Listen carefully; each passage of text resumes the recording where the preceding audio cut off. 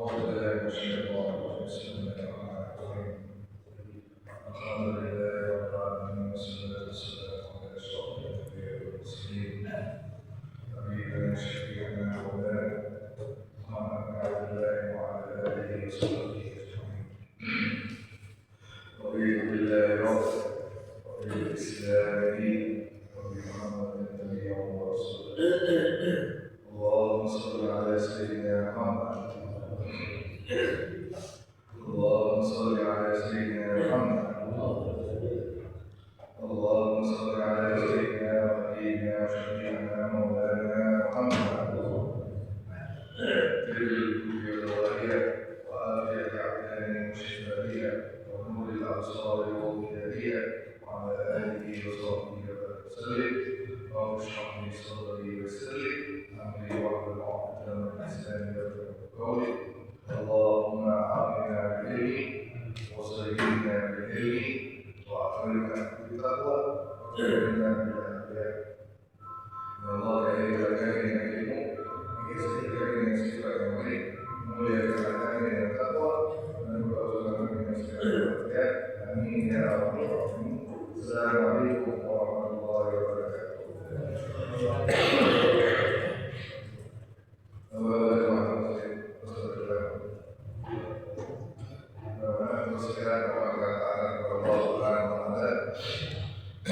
Baik, kita lanjutkan pembahasan kita tentang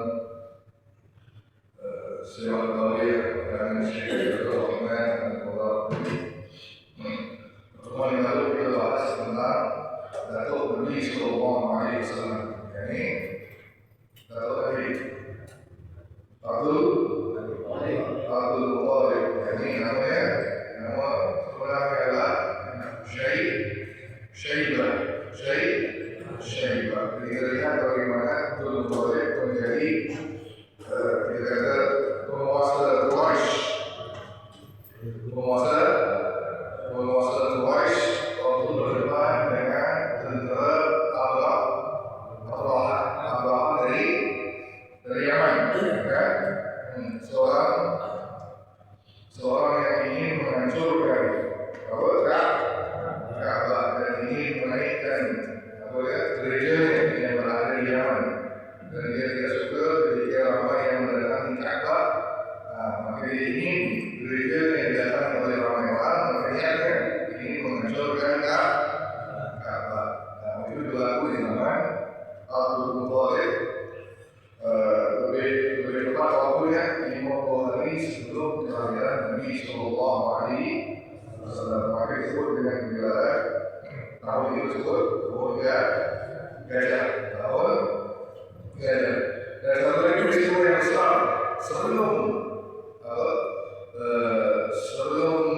terjadi perjalanan Ka'bah oleh tentara Abraha, ada satu lagi peristiwa besar yang berlaku di zaman Abdul Muttalib sebagai penguasa, yang menjadikan Abdul Muttalib ini sebagai pemimpin nomor satu di Mekah untuk Bani Quraisy. Baik. Apa kisahnya? Kisah tentang perempuan air Zam-Zam. Baik. Ingat, air Zam-Zam itu ketika zaman Abdul Muttalib sudah hilang, tidak ditemukan lebih kurang 500 tahun. 500 tahun, maksudnya dari anak Ismail sampai ke zaman Abdul Muttalib, jadi tidak ada air Zam-Zam. Jadi orang Mekah dapat air dari mana? Dari luar, beli dari luar dengan harga yang tinggi, dibawa ke Mekah. Itu yang diberikan kepada jemaah haji yang berkunjung waktu musim haji. Diberikan air dari mana? Air Zam-Zam, air dari luar. Baik. Sehingga kita yang pertama menemukan air Zam-Zam kembali adalah sahabat Abdul Muttalib. Ini kisahnya pada sedikit kalau yang tidak dengar dari kisahnya. Baik. Siap dengar? Siap? Baik. Jadi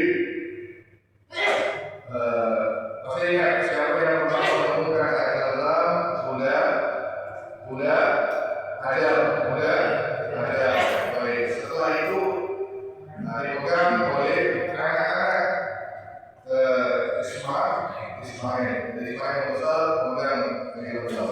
Setelah Ismail, anak-anak Ismail. Bila anak Ismail berusaha pergi ke tanah-tanah yang lain, apa yang lain, maksudnya ke Yaman, ke Israel. Jadi pemerintahan Mekah waktu itu saya dipegang oleh suku Jurhum. Nah, yang kemarin kita masuk suku Jurhum. Jadi suku Jurhum memimpin Mekah sampai menguasai air Zam. Jadi ada satu suku lain yang ingin datang untuk mendapatkan Mekah. Jadi orang mereka maka suku Jurhum ini suku Uzani, yang orang ada dari Amr bin Al-Uzani. Nah, dari suku Uzani mereka waktu sebelum suku Jurhum meninggalkan Mekah, mereka menimbun apa? Pergi sumur Zam-Zam. Jadi masukkan semua harta-harta barang-barang yang bernilai, semua dimasukkan, emas, semua barang-barang dan emas semua dimasukkan dalam sumur Zam-Zam, terus ditimbun, dihilangkan. Nah, sejak itu tidak ada lagi perigi Zam-Zam. Tidak ada lagi. Sampai berapa lama? 500 tahun sampai di zaman Syekh Abdul.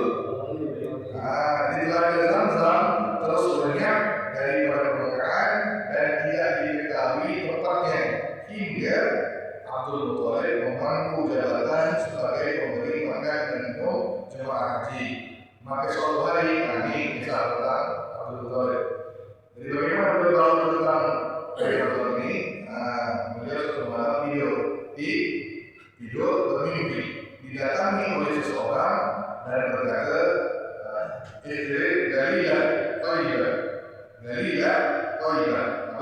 Galilea sumber kebaikan, yang baik. Jadi Galilea Thayyibah. Terus kata Abdul Muthalib, Thayyibah, apa Thayyibah? Apa itu Thayyibah? Maka ada jawaban. Besok malam yang kedua bermimpi lagi. Datang seseorang berkata, Galilea Barra, sumber manfaat. Mana Barra? Maka tak jawab. Terus malam ketiga mimpi yang sama didatangi orang dan tersebut Galilea terduga suatu yang terjamin, suatu yang dijamin. Apa yang dijamin? Tak jawab. Terus lalu malam keempat bermimpi didatangi seseorang baru disebut Galilea Zam-Zam. Nah, waktu itu baru Abdul Muthalib teringat nama Zam-Zam ini. Nah, untuk orang Quraisy waktu itu yang 500 tahun tidak ditemukan Zam-Zam, tiba-tiba dalam mimpi disebut Zam-Zam. Ya, Galilea Zam-Zam. Terus orang tidak sampai orang yang lebih sampai sumur yang tidak pernah kering airnya, sumur yang tidak pernah habis airnya. Engkau dapat memberikan minum berapapun jemaah hari nanti dengan air Zam-Zam. Maksud tentang Zam-Zam. Jadi selama ini dalam pikiran Abdul Muthalib, Zam-Zam itu adalah suatu kisah mitos. Mitos itu dulu sebab 500 tahun tidak ada kabar tentang air Zam-Zam. Benar kan? Maka tiba-tiba dalam mimpi disebutkan Zam-Zam. Maka langsung kata Abdul Muthalib dalam mimpi itu, bagaimana tentang lokasinya? Di mana lokasi Zam-Zam? Maka kata dalam orang dalam mimpi itu, Zam-Zam ini terletak di tempat kotoran dan darah. Jadi kita tempat kotoran dan darah. Terus disampaikan tadi tepatnya nanti akan ada seekor gagak bersayap putih. Burung gagak apa? Ini bersayap putih. Dalam sekali akan ada burung gagak bersayap putih di tempat itu. Nah, akan mematuk. Maka dari situlah engkau akan jumpa Zam-zam. Telah diri nanti akan menjadi kebanggaan dan anak keturunanmu. Ya, anak keturunanmu besok hari. Atau dokter bangun. Nah, bangun dari tidur, mikir tentang mimpi. Selama ini dipikir bahwa itu mitos. Apa? Mitos cerita layangan. Ya, 500 tahun kan tidak ada kabar. Maka saudara progresi di hadir potongan rendah di awal. Ingat, kalau tempat yang paling suci dalam pikiran aku boleh tempat yang paling suci di mana? Kalau di mana? Ka'bah. Dalam pikiran aku boleh pasti lokasi Zam-Zam ini dekat dengan Ka'bah, takkan lain. Oke, sebab ya tempat yang paling terbaik pasti situ lah airnya yang ada. Jadi yang sumber air itu pasti berdekatan dengan Ka'bah. Terus dia dipakai waktu itu Abdul Muthalib baru punya seorang anak laki-laki bernama Haris. Haris anak pertama Abdul Muthalib. Terus dipakai Haris. Ayo kita ya. Kemana ya? Kita ke Ka'bah. Terus Abdul Muthalib bawa cangkul. Bawa cangkul. Dari dia orang di jalan keliling Ka'bah. Keliling ke darah kotoran. Nah, waktu itu ingat kisah Naila Israf. Naila Israf. Ingat? Naila Israf. Apa ini? Nama patung berhala Naila. Naila Israf. Dari mana muncul ini kisah Naila? Dulu sebelum-sebelumnya orang pernah. Ya, setelah saya keluar dari Naila Israf ini adalah dari suku Rom yang pernah berbuat maksiat di maksiat kita berzina di pasangan kekasih datang ke Ka'bah. Nah, berzina di dalam Ka'bah langsung disumpah oleh Allah menjadi batu. Naila perempuan seorang lagi, maka dua ini disumpah jadi batu. Maka suku-suku bawa ambil batu itu letak di Safar, satu lagi batu letak di bawah. Maka sebagai peringatan ini kalau kalian bermaksiat di tangan Ka'bah, inilah dari hasilnya. Awalnya begitu sebagai peringatan bersama berlaku langsung patung ini disembah. Dan patung ini awalnya di Bukit Safa sebagai bukit lama dipindahkan mana? Letak dekat Ka'bah. Satu dekat Hijr Ismail, satu lagi dekat Jalur Aswad. Dekat di antara dua nih. Nah, disitulah bila ada orang datang, kan? Kalau mereka berkorban apa? Dia saksi yang tahu aja. Nah, kalau mereka berkorban, langsung berkorban untuk patung berhala ayam ke kambing ke potong sulit. Maka waktu itu Abdul Muthalib tengah duduk dan melihat antara dua negeri patung Naila dan patung Israf itu. Di antara negeri ada orang berikhwal. Dia yang berdoa, yang datang buat itu dijual sembelih ayam. Sembelih ayam. Bila disembelih ayam, darah itu ngalir. Darah itu kan jatuh ke tanah, terus mengalir bergerak sampai ke satu titik berhenti. Maka berarti yang ada berboleh. Sampai di titik itu berhenti, kan? Terus tiba-tiba dia melihat ada seekor burung gagak berwarna sayapnya putih datang duduk di situ langsung masuk tempat di dalam itu berhenti karena lalu masuk ke satu titik. Terus burung gagak datang atau langsung teringat ini suami betul nih. Nah, inilah lokasi Zam-Zam. Maka langsung Muthalib pergi sana, ambil cangkul, apa yang kalau Muthalib kepadanya Haris, aku minta tolong ayah, apa ya? Siapapun jangan mendekat, jangan pergi dekat. Ayah akan kali. Jadi siapapun datang di alam. Jadi aku Muthalib bercangkul,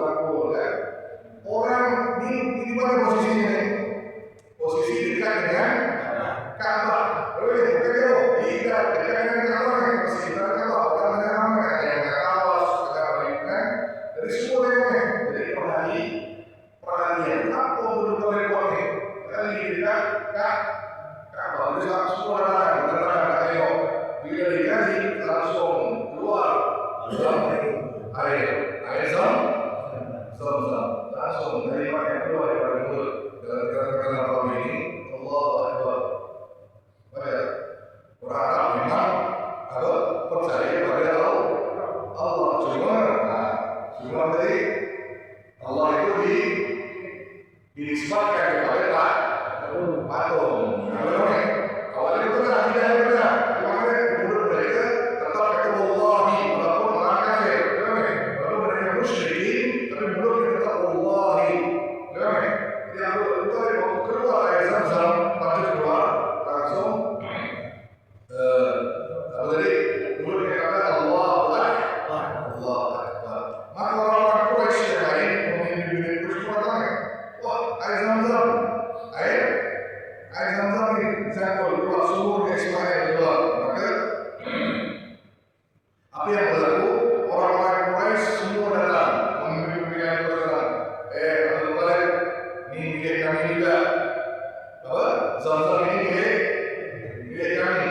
Langsung Abdul Malik kata, milik kamu, bagaimana tidak milik kamu? Aku yang mimpi, aku yang canggul, aku yang jumbul. Bagaimana tidak milik mereka? Ini berkelahilah mereka, kan? Tidak puas hati. Mereka ini milik kami juga, kami orang Quraisy, kami tidak ada haknya. Maka tidak ada persesuaian, tidak ada kesalahan, tidak ada yang putus. Langsung apa yang dibuat oleh orang Quraisy. Kalau tidak ada persesuaian, apa yang lainnya? Orang sebelum perang. Musyawarah rapat dulu nih. Jadi diadili, dia apa? Diadili dulu. Dari mana mereka? Cari dukun. Cari apa? Di tempat itu memang kalau ada satu masalah yang tidak selesai, cari dukun. Maka dukun ini berada di Yathrib. Madinah. Ayo teman-teman kita serah. Nah, di pemimpin Quraisy bersama Abu Thalib berangkat ke Yathrib untuk berjumpa dengan seorang dukun untuk minta milik siapa sumurnya Ismail. Ini lagi Rasul. Maka ketika berangkat, apa yang terjadi dalam perjalanan? Mereka dilanda kehausan, tapi sekarang air dan juga makanan. Maka dah habis dan tak sampai ke lokasi, sama ada mati, sebab udah apa maksudnya? Sama ada nak sampai ke Yathrib kalau keadaan mati, kalau bapak balik pun akan mati sebab dah tinggalkan tak pulang tak dapat, tak pergi tak apa yang kita berjalan sebab tak bisa makanan dan juga air. Maka apa yang berlaku pada orang-orang ini? Masing-masing bilang ini, ayo kita gali kubur masing-masing. Apa? Gali kubur masing-masing. Kalau sudah mati, masuk dalam bulan satu-satu. Kalau sudah pasrah, mati boleh tak asal kita lakukan. Kalau dah masih ada larang, masuk dalam kubur. Ketika kita mau tanam, lanjutkan. Bagaimana? Diminta setiap kali perjalanan digali kubur. Siapa yang tak mampu, masuk dalam kubur mati. Jadi pasrah, kan? Maka apa yang kita lakukan? Kita apa kalian ni? Pasrah. Masih hidup ni, boleh kita lanjutkan. Bukan lain orang mengajar di mana ni? Maka langsung, apa kata betul demi Allah, sikap pasrah ini kelemahan. Kenapa kita tidak berusaha mencari maka kata yang lain, tapi kan saya di sini kenapa saya tak tahu apa-apa? Maka langsung berani Abu Thalib naik atas untanya ingin cari air. Ikannya bila ditekan, unta itu bergerak dan terpancar dari bawah, mengentakkan kaki ke tanah, langsung keluar air. Unta tidak tanah kan hendak keluar air dari buku unta itu. Maka langsung Abdul Malik kata Allahu Akbar. Yang lain pun tapi langsung kata Abdul Malik, ayo teman-teman semua kalian minum. Nah, bila mereka minum, apa kata mereka? Nah, wahai Abdul Malik, sesungguhnya kami lihat sesuatu yang ajaib. Ya, kau jumpa dari Zamzam, sini pun kau menolong kan? Jadi kau orang yang sangat-sangat istimewa. Kami tidak akan menguasai Zamzam itu sepenuhnya milikmu. Kami atur pada waktu itu secara tak langsung Abdul Muthalib diangkat menjadi Raja Mekah. Raja Mekah. Atau pemimpin suku Quraisy. Pemimpin suku Quraisy. Maka sejak itu Abdul Muthalib kemudian menguasai air Zamzam. Nah ini kisah tentang Zamzam itu. Maka sejak itulah Abdul Muthalib setiap jemaah haji yang datang diberikan minum, bukan minum dari bawah liat. Minum diberi air Zamzam. Satu-satunya air yang ada di Mekah, bukan di tempat lain, di mana-mana seluruh dunia akan ketemu air Zamzam. Baik, waktu itu apa yang terjadi selama ini tadi? Lanjutkan. Anak Abdul Muthalib berapa tadi? Satu Haris. Waktu itu berapa kepala Abdul Muthalib berapa? Haris, anak seorang. Waktu itu bila disuruhkan kawal, jangan biarkan mereka mendekati aku Allah kali. Apa yang berlaku? Haris tak mampu mengawal. Kalau ni seorang lelaki tak mampu mengawal ni, maka dikeroyok. Siapa? Haris. Ya. Apa ni hal ni? Kami pun mengawal. Apa ni mampu Allah kali? Maka berlaku waktu itu berfikir Abdul Muthalib, anak satu tak cukup. Apa? Kalau punya anak lagi seorang tak cukup ni, maka apa kata Abdul Muthalib? Dia bernasar, wahai Tuhan, aku bernasar, kalau kau dapat beri aku 10 anak laki-laki, berapa? 10 anak laki-laki, nescaya nanti aku akan korbankan seorang. Yang kisah yang mana? Kan? Kalau dapat dasarnya, apa dasar Abdul Muthalib? Kalau kau berikan aku anak 10 orang laki-laki, kan? Aku nanti akan laksanakan korban maka seperti seorang. Jadi kalau kita terkabul bukan doanya, terkabul anak Abdul Muthalib ada 10 anak laki-laki. Ini tak termasuk perempuan ya. Laki-laki genap 10 dan bongsu adalah Abdullah. Siapa? Bapak kepada Nabi Sallallahu Alaihi Wasallam. Ayah Nabi. Anak yang ke-10. Okey, baik. Eksplor ni Allah. Tapi apa yang berlaku? Kalau kita lihat sejarahnya, hendak meninggal sebelum Nabi diangkat menjadi Rasul. Okey, di paman Nabi, 6 meninggal duluan. Sebelum Nabi lahir, 6 dah meninggal. Sisa tinggal 4 ni lepas ayat dulu yang pun tinggal. Jadi sisa yang ketiga di zaman Nabi masih hidup, Nabi berdakwah, akhirnya 4 pamannya. Ada berapa paman? 4 paman Nabi. Yang beradik dengan ayah. Yang tersisa 4 ini 2 beriman, 2 kafir. 4 ini 2 beriman, 2 kafir. Kafir siapa? Abu Lahab. Itu Abu Lahab gelar. Gelaran. Tapi nama sebenarnya Abdul Uzza. Abdul Uzza. Namanya Abu Lahab. Kenapa Abu Lahab? Satu, ada 2 riwayat yang kita bahas. Satu sebab Lahab itu bermaksud cahaya terang. Dari bahasa Lahab itu cahaya terang. Jadi wajah Abu Lahab itu dia itu ganteng, putih yang menyala. Betul ni? Jadi orang yang Abu Lahab ini, jadi namanya gelar itu disebut gelar Abu Lahab itu. Adapun yang kedua gelar ini juga diambil dari surah Al-Masad. Tabbat yada Abi. Dua nanti kita bahas tentang baik. Satu yang kafir, satu Abu Lahab, satu lagi ayah Sayyidina Ali. Abu Thalib. Dua ini kafir. Paman Nabi yang masih hidup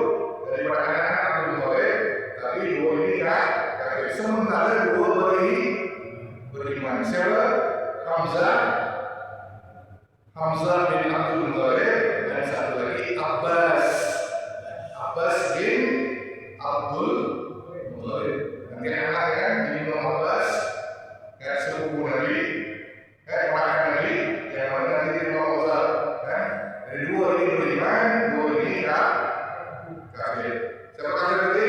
Abu Lahab dan Abu Thalib. Yang beriman Hamzah dan Abbas. Baik. Kenapa pertama? Jadi 6 yang awal itu sisa yang 4 yang masih hidup di zaman Nabi. Yang 4 itu di zaman jahiliyah udah wafat. Baik, sedikit saya ingat kemarin. Bila ada anak 10 orang, kan? Nah, waktu itu Abdul Muthalib punya nazarnya. Nazarnya. Nah, gimana caranya sekarang? Nanti saya suruh kedua orang dari tahun ini punya satu kebiasaan cabut undi. Diambil panah yang juga dari di panah itu ditulis contoh safar 1 panah masuk, terus yang 2 tidak safar panah 2, panah yang ketiga tak ada tulis safar atau tidak kosong, terus itu ada masukkan dalam bilik, ada 3 panah itu di bilik 1. Kalau kena safar maka dia akan berpergian. Tapi kalau kena diambil panah yang tidak safar, tak boleh pergi. Kalau diambil yang ketiga yang kosong, maksudnya boleh pergi ataupun tidak. Jadi mereka mengundi nasibnya begitu. Apa yang Allah terlibat, maka pergi ke dukun dan sampai ke asalnya. Maka dukun kata baik, cabut undi. Ingat, jadi semua 10 anak itu dituliskan nama di mana, terus Abdul Muthalib dipilih seorang satu orang. Ternyata orang yang dipilih itu adalah Abdullah. Sementara Abdullah anak kesayangan, dia anak bungsu, laki yang mau. Anak bungsu Abdul Muthalib, anak kesayangan Abdullah. Ya, semua anak-anaknya Abdul Muthalib sayang kepada Abdullah. Nabi. Maka dapat siapa tadi? Abdul. Maka diulang. Kali kedua dapat Abdullah. Kali ketiga dapat Abdullah. Sampai 10 kali dapat Abdullah. Maka tak berubah nama lagi. Dari semua anak tetap nama Abdullah. Maka langsung tak bikin panjang atau berkata baik, aku harus sembelih Abdullah. Maka dibawa Abdullah ini ke Ka'bah. Ini disembelih. Maka waktu itu semua lebih baik semua Allah beri anak aku dengan apa sembelih. Ada cara lain juga. Abdul Muthalib masih keras ingin menyembelih. Maka waktu itu dihalang oleh semua. Jangan dihalang. Ada beradik lain pun ada Abu Thalib dan terus Hamzah semua ada beradik lain. Jadi Abdul Muthalib masih keras ingin menyembelih siapa tadi? Abdullah agar selesai nazarnya. Nah waktu itu orang mengusulkan, orang berkata, wahai Abdul Muthalib, alangkah bagusnya pertanyaan orang ini. Orang yang baik tadi, maksudnya pendukung yang hebat tadi. Gimana cara tak ada solusi lain daripada sembelih anak. Maka pergilah Abdul Muthalib jumpa dukun yang lebih besar, dukun perempuan. Sampai di dukun itu langsung diperintahkan untuk mengundi juga. Tapi mengundi sekarang ini bukan anak-anak Abdul Muthalib dan Abdullah satu nama, terus 10 ekor unta. Apa? Unta 1, unta 2, unta 3, unta 4, unta 5, 10 ekor unta ditambah dengan nama Abdullah. Disuruh undi. Bila diambil kemudian tetap nama Abdullah. Satu dah. Jadi apa yang kedua tambah lagi, tambah 20 ekor unta. Berapa? 26 unta dan nama Abdullah. Itu keluar juga nama Abdullah. 30 ekor unta, 36 unta dengan Abdullah. Itu keluar juga nama Abdullah. Sampai kata di sini sampai jumlah unta itu 100 ekor. Berapa? 100 nama unta, terus masukkan nama Abdullah, dipilih oleh Abdul Muthalib, keluar nama seekor unta. Baru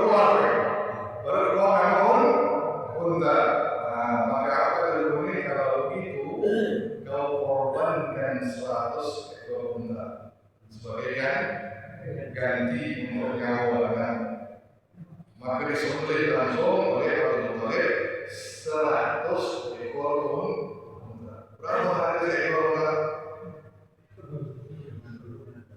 Zaman dulu, zaman sekarang berapa ekor unta? 100 ekor. Lebih mahal daripada harga sapi. Katakanlah 50 juta. Oke, 50 juta kali 100. Bayangkan, waktu itu jadi 100 ekor unta itu dikorbankan dan harga sendiri manusia bukan disedekahkan, sebab ini nazar. Ini apa? Nazar. Bila dah sembelih ekor unta itu, maka daging unta itu dibiar begitu saja, tak boleh dijamak oleh manusia maupun binatang. Maka keputusan pembuangan berlaku di dalam Bani Quraisy. Dengan 10 ekor unta ditebus dengan satunya. Tapi dalam kasus Abdullah ini sampai ke 100 unta baru ditebus nyawa Abdullah. Baik, sampai di sini pertanyaan.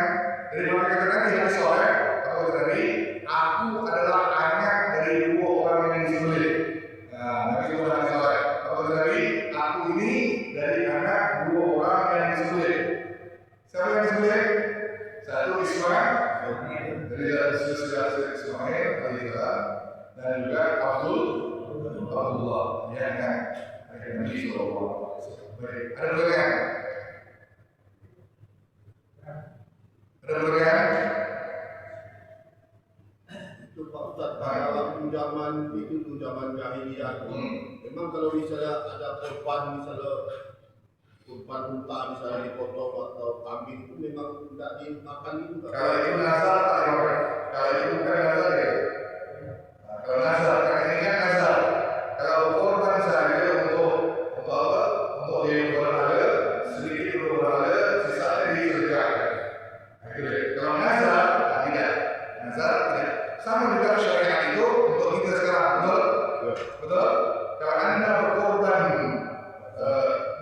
sapi, kurban kan masalah. Satu bagian kita makan, satu bagian untuk fakir miskin, satu bagian untuk orang yang mampu.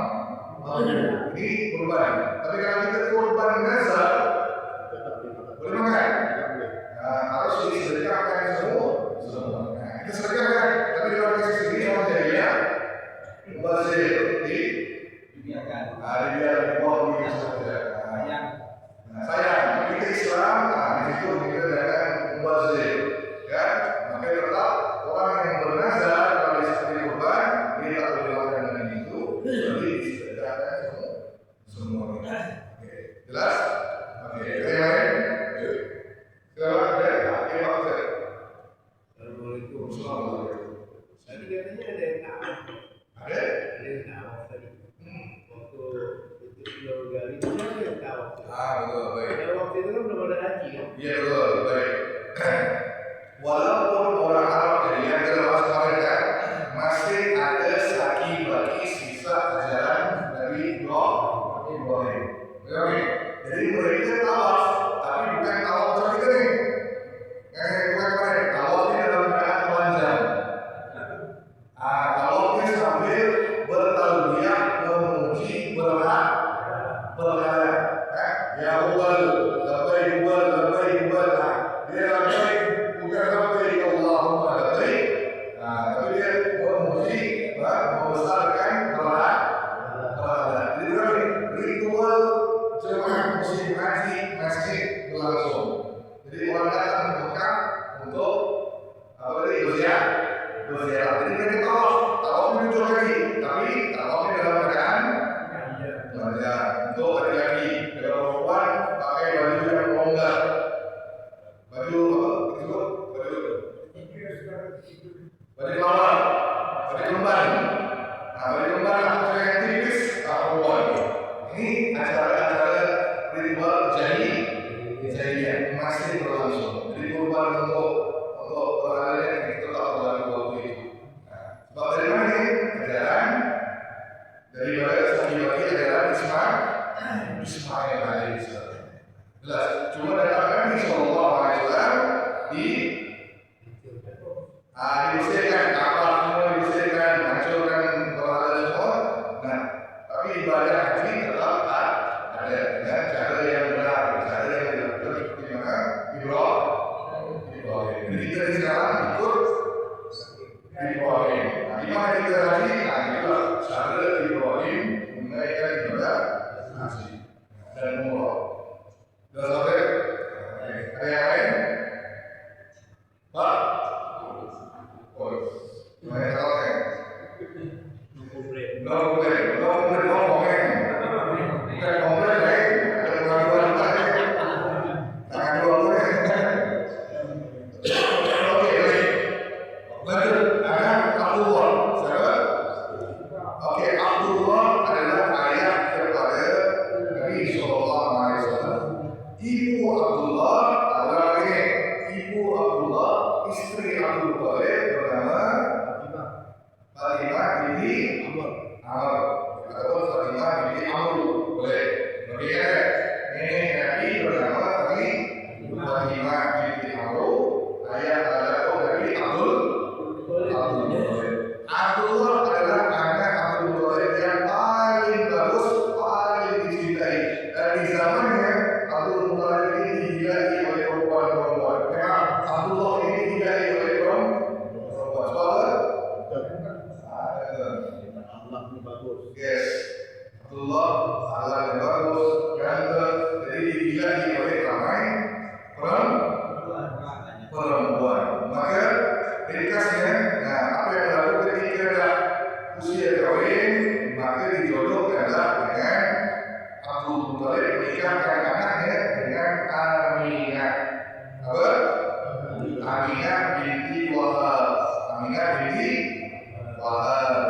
Seorang Aminah ini wanita yang terpandang mulia di kalangan Quraisy, baik dari keturunannya ataupun kedudukannya.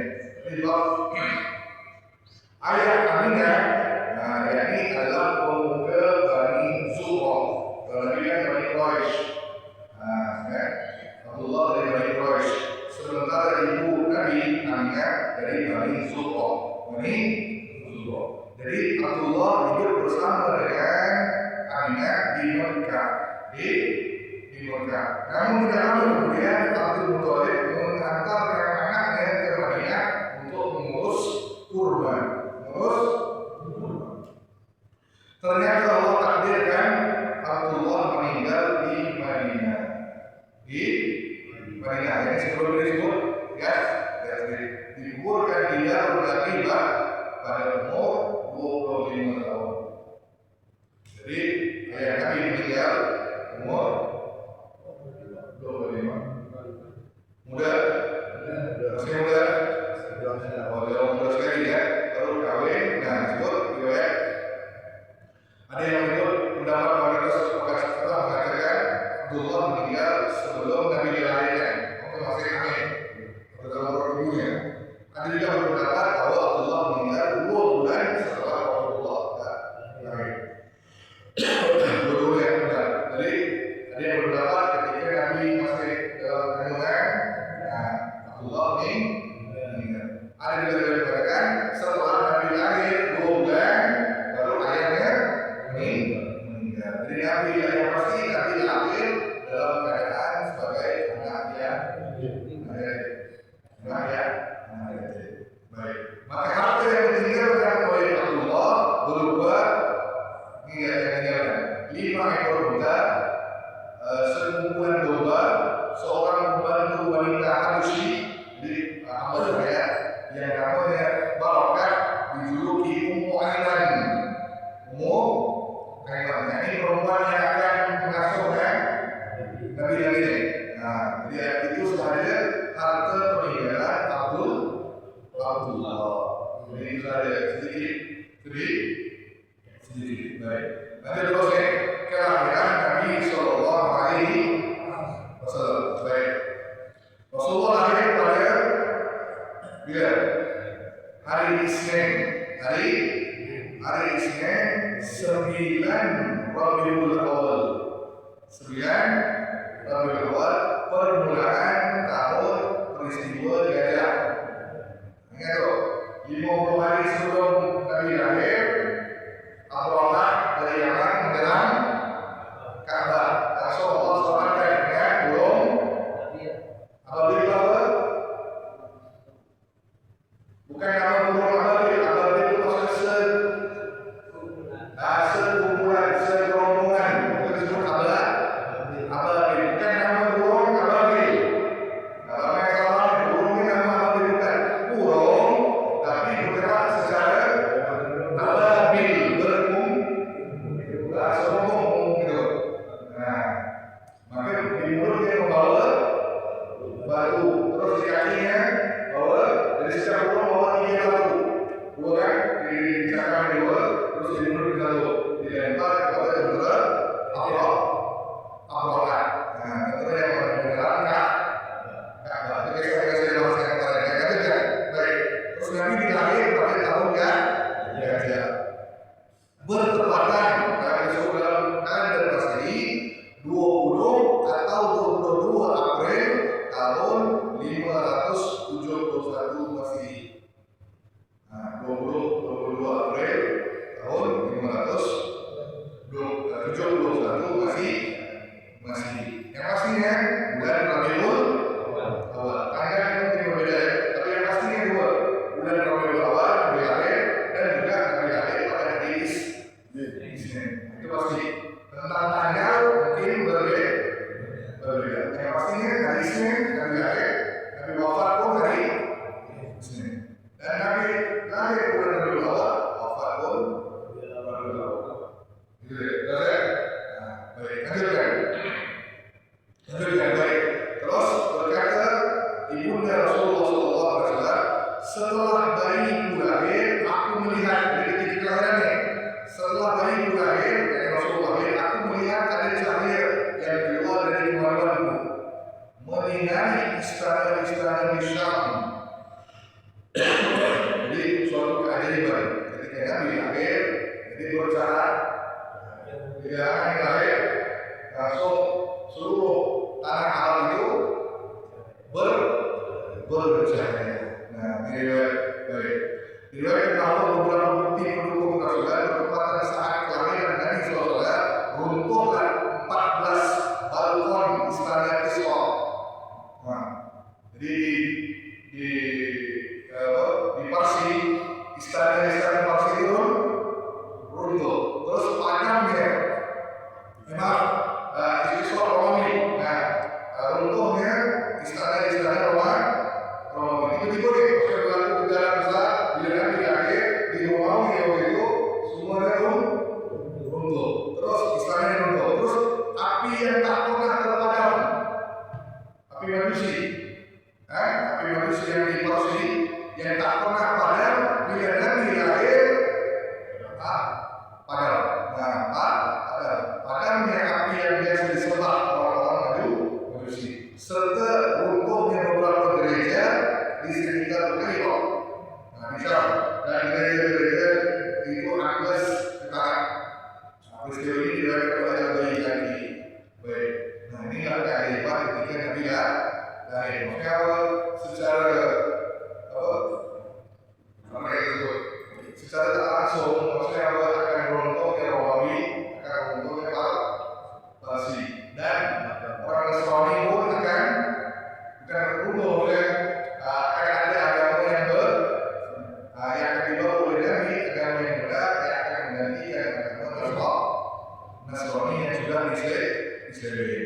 Oke, baik. Terus setelah Aminah melahirkan, dia memutuskan utusan ke tempat kakeknya Abdul Muthalib untuk menyampaikan kabar gembira tentang kelahiran cucunya.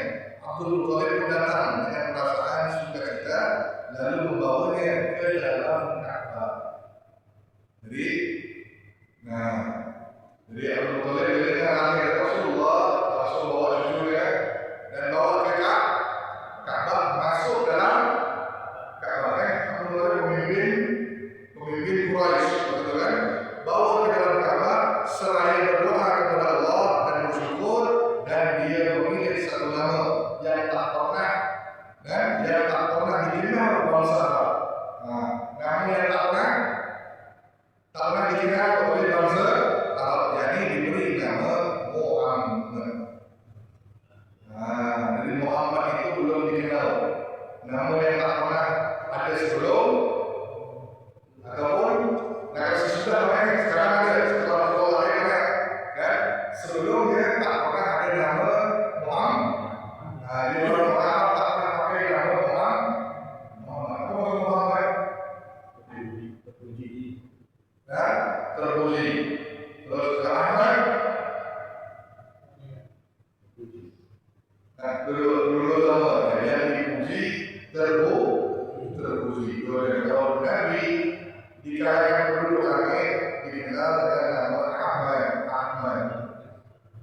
Jadi malaikat memanggil Ahmad. Ahmad. Kalau penduduk bumi panggil Muhammad. Dua-dua nama Rasulullah. Ini nama ini tak pernah dikenal oleh bangsa Arab. Baik, terus Nabi diceritakan. Nah, di sini dilihat oleh Syekh Bukhari. Beliau diceritakan pada hari ke-7 seperti yang biasa dilakukan oleh orang Arab. Jadi soal Nabi lahir belum diceritakan, kayak sudah diceritakan itu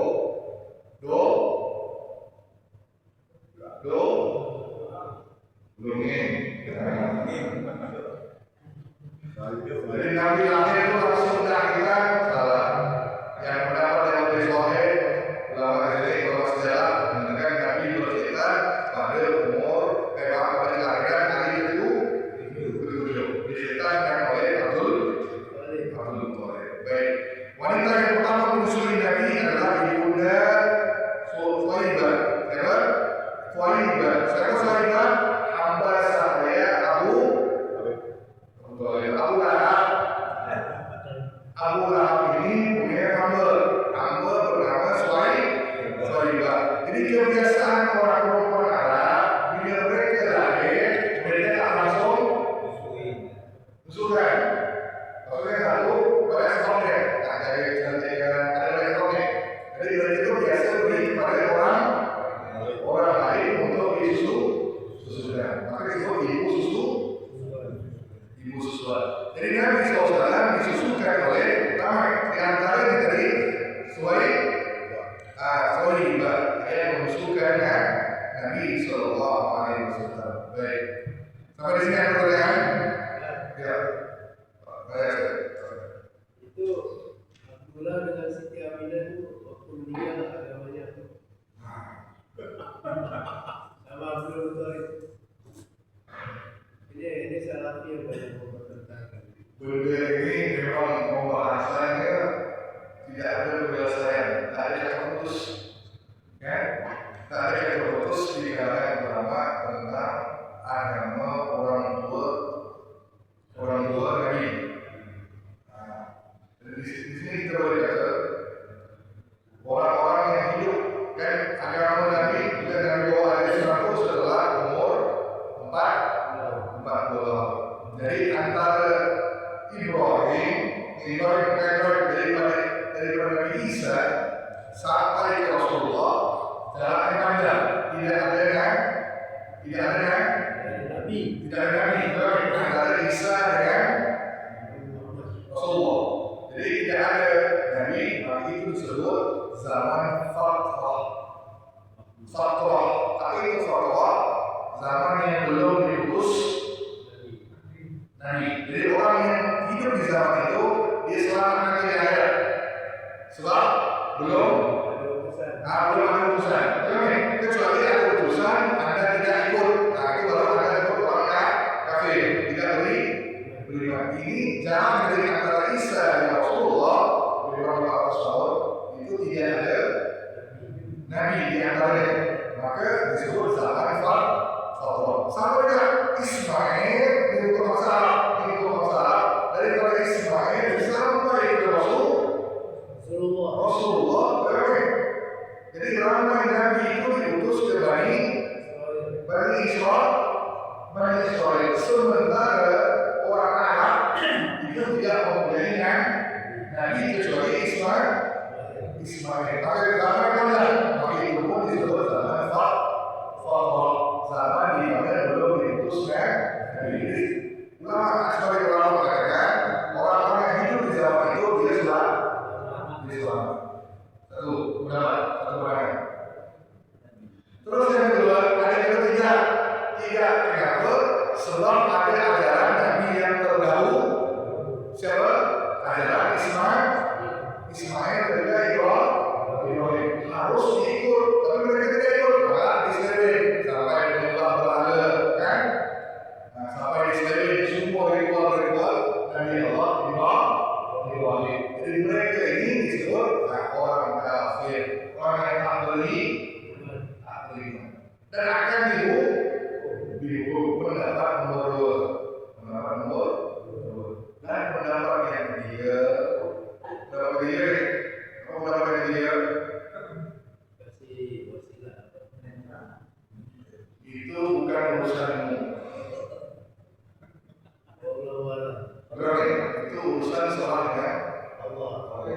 Belum ya? Jadi kalau orang dari Ustaz, apakah Nabi orang Nabi dalam neraka jahanam? Saya tak akan jawab. Urusan saya tak ada kaitan dengan akidah saya. Belum ya? Tidak ada kaitan untuk kita tahu. Belum ya? Apa? Keluarga Nabi di mana? Abdul Muthalib di mana nanti itu urusan Allah. Tarik. Cuma kita sejarah. Belum ya? Jadi yang pasti yang ketika Nabi datang berdakwah, dakwah minta diterima, baru disebut orang kafir. Sebelumnya kami belum datang nih, belum dilahir, dan apa dari mereka itu urusan ke Allah. Urusan ke Allah. Jadi saya tak berani kita sebagai orang kata, mereka tetap di neraka orang disebut kan? Abimu dan bapakku dan neraka jahanam. Di soal kembali. Jadi jangan ditafsir itu. Ada yang tafsir itu bapakku dan dalam neraka itu maksudnya bisa jadi Nabi sebut pamannya. Nabi sebut apa? Pamannya Abu Thalib itu Nabi panggil ayah. Betul ya? Jadi bapakku dan dalam neraka, bisa jadi Nabi merujuk kepada bukan Abdullah, merujuk kepada Abdullah. Jadi urusan kita apa yang buat dia, tak usah dipikir-pikir. Serah kepada Allah. Bapakku di situ siapa? Ya? Bapakku di situ siapa? Bapak? Bapakku. Jadi bilang bapakku. Ada sahabatnya nih, bapaknya nanti kafir. Bapaknya nanti dalam keadaan kafir. Maka ya Rasulullah, gimana bapak nanti? Gimana bapak ayah nanti? Ayah meninggal dalam keadaan kafir, tidak beriman kepada Allah. Maka dari dengan surah hadis itu, bapakmu dan bapakmu adalah neraka. Jadi Nabi di sini mengatakan Nabi menjaga. Nabi, kalau disebut bapakmu dalam neraka, disinggung nggak ada? Bapak kau dalam neraka jahanam. Ya, di sini sudah dalam neraka jahanam. Tapi Nabi tidak begitu. Nabi sebut bapak juga dalam neraka jahanam. Begitu juga bapakmu. Di sini tafsirnya kata yang dimaksudkan Abi dan ayahku adalah Abdullah mengikut salah pilih. Salah pilih kata itu dari siapa dari Bukhari, Muslim. Oke, kelompok ini mengatakan ayah Nabi dalam neraka jahanam. Kalau saya ini bukan berdoa. Oke. Ya, bukan bahasanya tak usah dibahaskan. Allah nanya nanti, ayah Nabi masuk ke neraka ke surga. Aku akan bukan nanya itu. Dalam kubur nanti, di mana tempat ayah Nabi surga? Apa yang kita tanya? Tidak ada urusan ini. Jadi kita sholat, itu orang yang tak tahu tentang kita ini, sholatkan kepada Allah. Allah yang ini. Tapi yang pastinya, apa kata Nabi, bila tak diutus pada zaman itu zaman fatrah, zaman yang memang Allah tidak akan mengisap mereka ini. Mereka selamat, dia akan mereka selamat. Selamat dengan Allah. Dia selamat. Bagaimana mereka selamat? Selamat mereka buat amal baik. Berapa sini? Jadi mungkin di Islam belum datang, tapi orangnya memang sudah bersedekah, orangnya sudah korban. Di situ Allah ini. Nah, yang penjahat itu